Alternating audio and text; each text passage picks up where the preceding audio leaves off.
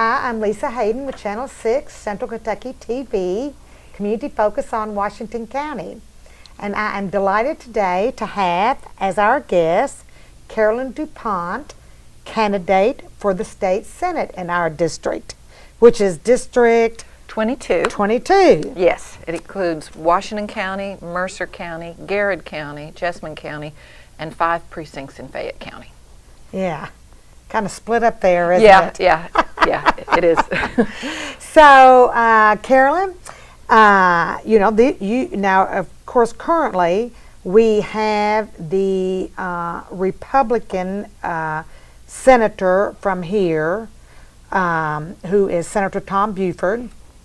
Actually had not been our senator all that long. No, there was redistricting. I believe that was the 2013 redistricting that brought Washington County into his district. Yeah. Into that district. Yeah. So we've moved around. They've moved us around here in Washington County numerous times, Carolyn. Yes. And so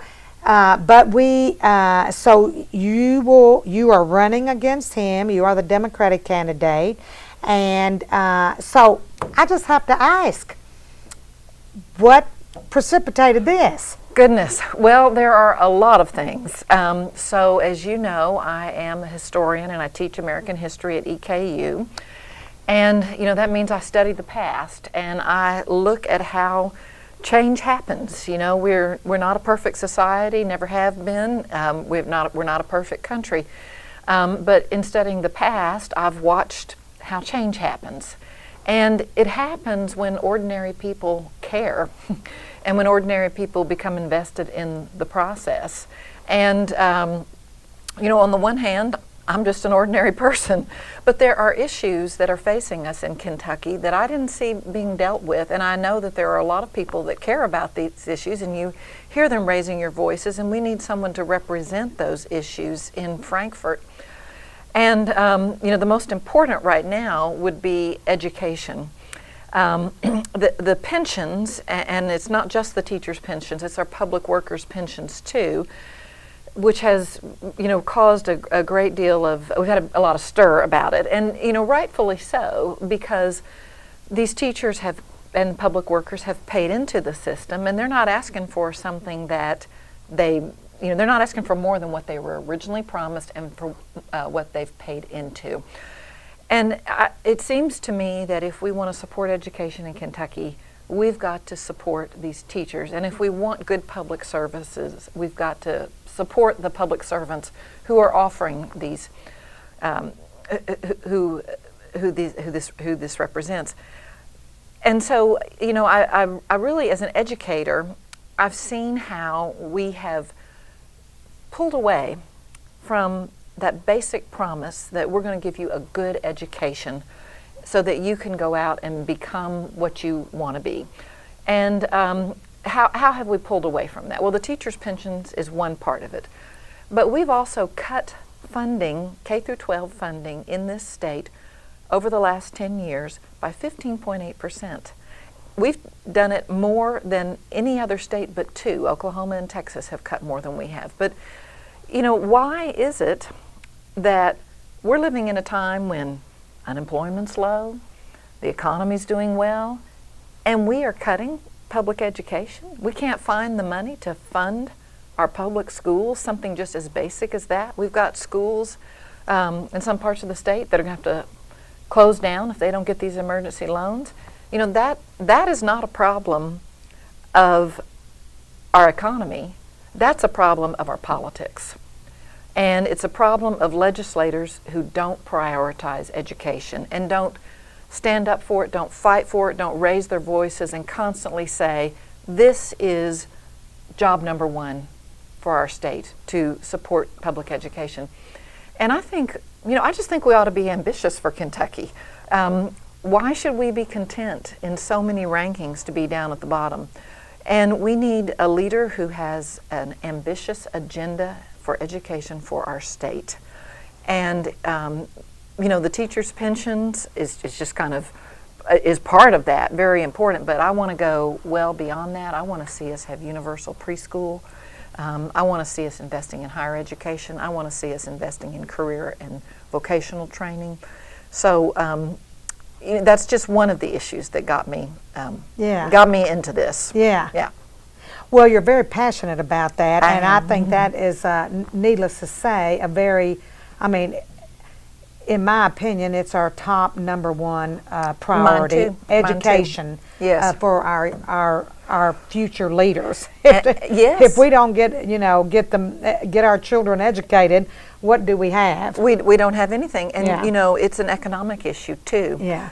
Because businesses, they don't want to locate where the schools are not good, so that they don't have good places to send their kids to. They don't want to locate where the schools are not good because they know the workforce is not prepared. And we should look at it as the right thing to do, but it's an economic issue too. Yes, indeed. Yeah. And we want our children to be well educated in order to be able to get good jobs. Yes. I mean, it's the domino effect. Yes. So it's circular, and really the issues that we face in Kentucky are a web. We've also got a real problem with opioid addiction. Every county I go into, everybody I talk to, I say, "What's your number one concern?" They say drugs. And there's no magic bullet for that problem, but a robust educational system that gives people hope for the future is part of what we need to do about drugs. Now, it's not the only thing we need to do, but it's part of it. I've never been tempted to use drugs because I always knew I had lots to live for. I didn't need to resort to that, and I'm sure many people would say the same. And people come to drug use by different means and for different reasons, but for a portion of our population, it's the loss of hope.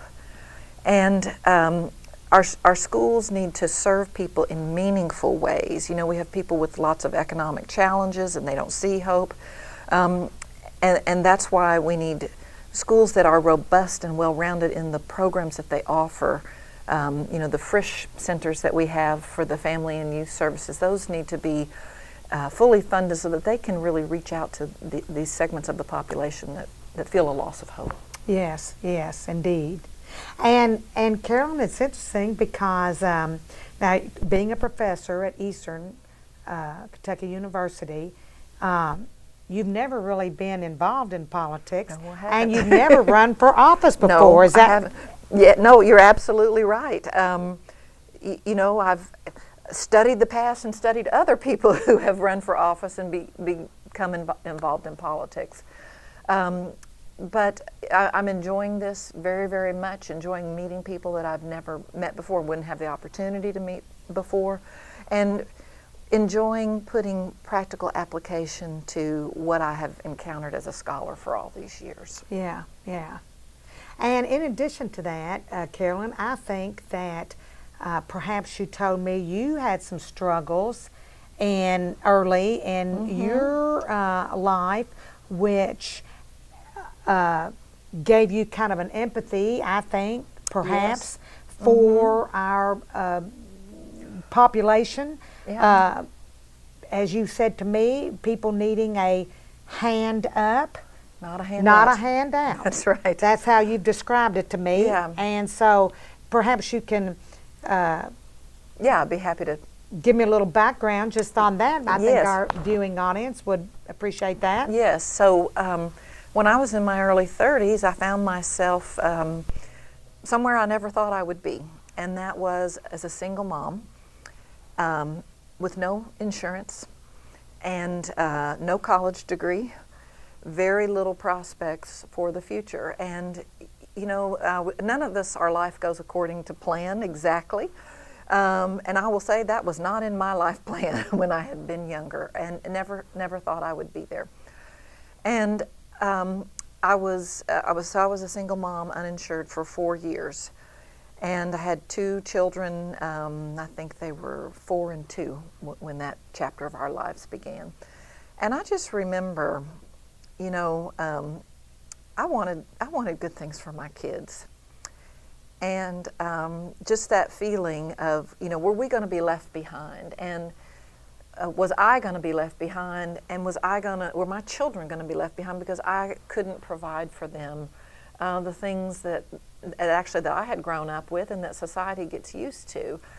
And I was lucky, and I did not walk. I ran to the University of Kentucky and got myself enrolled in a program because I had known always what I had wanted to be and do, and for various reasons had put that off. But it was a struggle.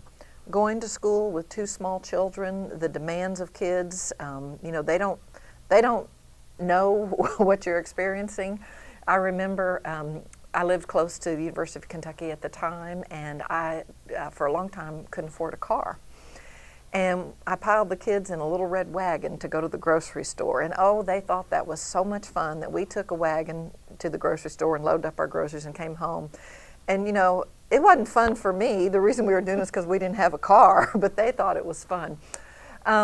But I was lucky, and I was able to get on a good path, but it altered my way of looking at the world, and it altered my way of looking at our society. I wasn't there because I was lazy. It was just some things that didn't pan out like I had thought and hoped. And I know that there's so many people in that same situation.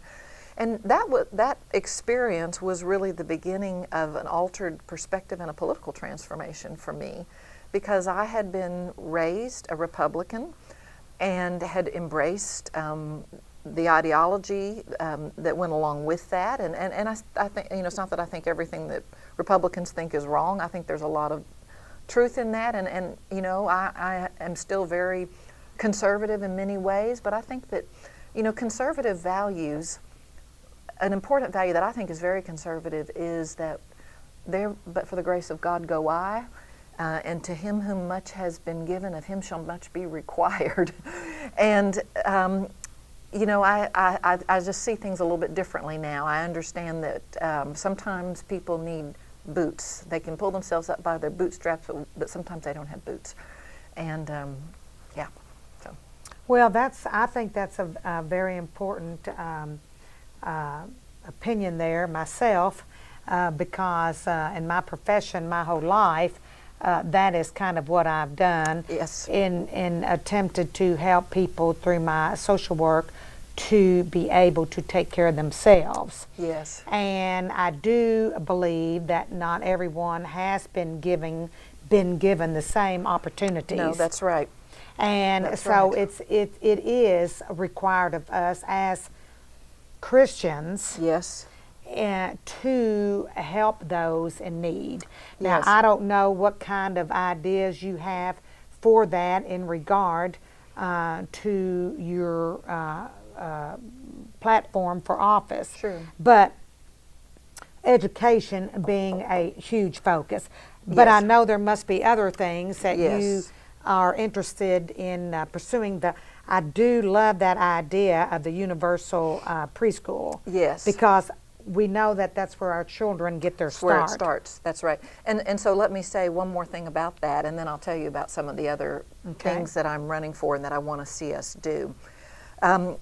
We know that kids raised in poverty begin kindergarten already behind the curve in vocabulary, in ability to learn, in the basic learning readiness skills. There's a program that we know works for that, and both political parties love it. It's called Head Start. But the problem is that Head Start only serves 36% of the kids who qualify for it in Kentucky. So that's 64% of the kids who qualify in Kentucky for Head Start that are not getting those services. And so, I think that what we need to do in Kentucky is see to it that every kid has access and gets those services. Because if we don't give them help at age 2, 3, and 4, they're falling behind further every year. So that gap is present in those early ages, and the gap expands over the course of their schooling. So if we could help them early on, we would not have to be doing so much remediation in high school and even in college. Something like Head Start increases graduation rates, it increases employability, it increases holding on to a job. So we need to address the very real learning disparities that are caused by poverty. And we know that poverty is the reason for these. Kids who come from these stressed environments, parents are worried about money, all the things that poverty makes worse, all the problems that you and I deal with that are made worse if you're poor, that's hard on kids and it impacts their ability to learn. And so that's something that I really want to see us aggressively pursue. But as far as other things, you know, we have a terrible problem in Kentucky with mass incarceration. We lock up too many people. And this is a national problem that's been growing for decades. We have the highest incarceration rate in the world. Now, when I say that, I think we need to stop a minute and think about what that means. That means that we imprison more of our population than Russia. Started to say the Soviet Union, show my age.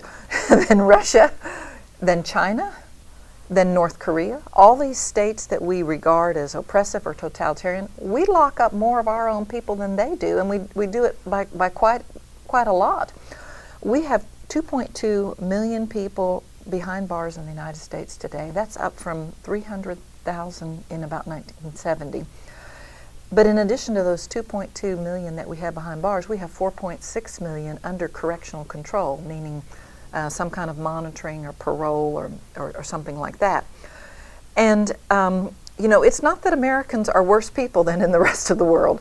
These changes have come because of policy and sentencing changes, and then it's been fueled even more in recent years by our terrible opioid crisis. And most of these prisoners in the United States are in state-level prisons. Now, where does Kentucky fit in all that? Well, we happen to be 9th in the United States in terms of our incarceration rates. Wow. Yeah. I mean, that's really troubling. Now, that means that Kentucky is also a world leader in incarceration. That means that Kentucky incarcerates people at a higher rate than they do in Russia and China and the Soviet, or North Korea. Thank you. So, you know, that's not a statistic I think that we should be proud of. And there's a whole lot I could say about this. What we need to do is, again, get ambitious for Kentucky and not tinker around the edges of this. Let's adopt a widespread program of treatment, because, you know, over 90% of the people who are in our jails and prisons are there because of drugs and drug-related crimes. 2/3 of them are re-incarcerations because of technical violations of parole. That means they missed an appointment or they couldn't pass a drug test. So we need to do something to get these people treatment. This is about mental health. It's not about crime. And you know, there are lots of ways we could approach this, and certainly the details need to be worked out with the people who work in the system. We also need to do something to help people re-enter, because that's where we're failing people. We saddle them with felony convictions, and then they can't, you know, no matter how badly they want to become productive citizens, they can't get jobs. They can't get housing. They can't get public assistance. They can't vote. We make them jump through all kinds of hoops just to exercise that basic right. So, and then I have to finally say about it that it's costing us way too much money.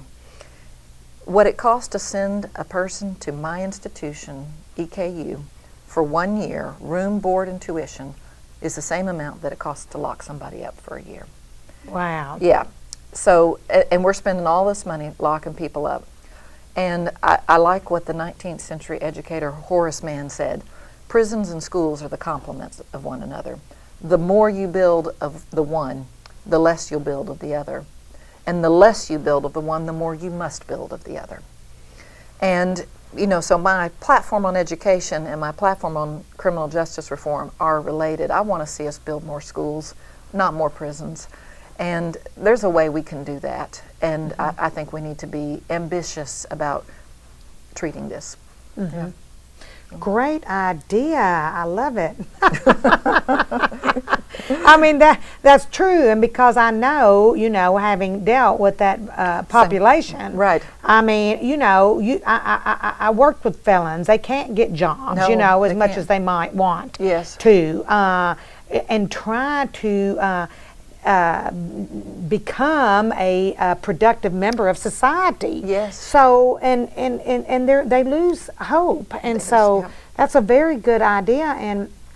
And so many people who are locked up for things that really they could be put in a treatment program instead. And our treatment programs in Kentucky are very, very limited. Yes. People go on waiting lists. You've got someone who's using, and the police department will tell you, you can't get them in a treatment facility. Right. You can't get them because there's so few of them, and they're booked. Yes, and I'm not able to recall at this minute the percentage of people who are incarcerated for low-level nonviolent offenses.